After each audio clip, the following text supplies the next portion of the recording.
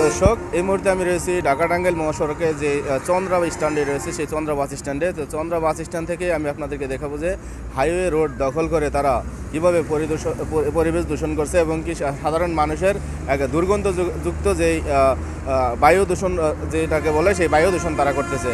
এই যে এখানে দেখতে পাচ্ছেন যে দীর্ঘদিন যাবৎ এই হাইওয়ে রোডের মাঝখানে এই ময়লাগুলো ফেলে তারা পরিবেশ দূষণ করছে বলে আমি যেটি দেখতে পাচ্ছি। তো আপনারা জানেন যে হাইওয়ে রোডের যেই পয়েন্টটিতে তারা ময়লা রেখেছে, এখান দিয়ে সাধারণ মানুষ এবং কি যেই স্কুলের যে ছাত্রছাত্রীরা রয়েছে তারা এখান দিয়ে প্রতিনিয়ত যাতায়াত করে। তবে এই প্রতিনিয়ত যাতায়াত করা সেই প্রধান সড়কটি এই ময়লা দিয়ে তারা এভাবেই আটকে রেখেছে। তবে এই ময়লার যেই একটি দুর্গন্ধ, সেই দুর্গন্ধের কারণে এখানকার পরিবেশ দূষণ হচ্ছে বলে আমি যেটি জানতে পেরেছি। তো এই যে ময়লাটি এখানে তারা রেখেছে, এই ময়লাটি এখান থেকে নিষ্কাশনের জন্য কয়েকবার তাদেরকে বলা সত্ত্বেও তারা এই কোনো পদক্ষেপ নেয়নি।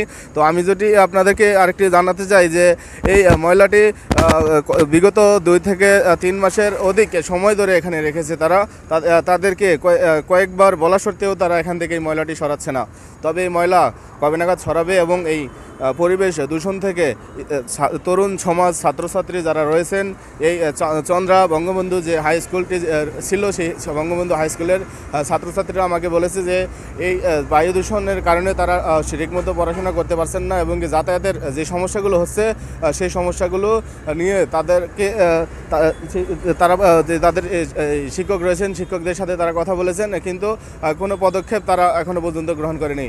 তবে এই ময়লা নিষ্কাশনের জন্য সিটি কর্পোরেশনের যে কর্মকর্তারা রয়েছেন তাদের সাথে কথা বলে আমি একটি বিষয় আপনাদেরকে জানাতে পেরেছি যে এই ময়লা তারা এখনও পর্যন্ত সরাচ্ছে না। তবে তারা আমাকে একটি কথা বলেছে যে আমাদের এখানে যে গাড়ি ছিল ময়লা নিষ্কাশনের, সেই গাড়িটি এখন নাগাদ নেই। তবে কবে নাগাদ এই গাড়ি আসবে আর এই ময়লা কবে নাগাদ নেবে এখনও পর্যন্ত সঠিক তথ্য পাওয়া যায়নি। তবে এই হাইওয়ে রোড দিয়ে প্রতিনিয়ত হাজারো যে যাত্রী এবং হাজারো যে পরিবহন রয়েছে উত্তরবঙ্গ থেকে ঢাকার দিকে ঢুকছে এবং কি ঢাকা থেকে উত্তরবঙ্গ থেকে যাচ্ছে। তো এই ছিল আমার কাছ থেকে সর্বশেষ। শরীফ মিয়া, আই নিউজ বিডি, চন্দ্রা।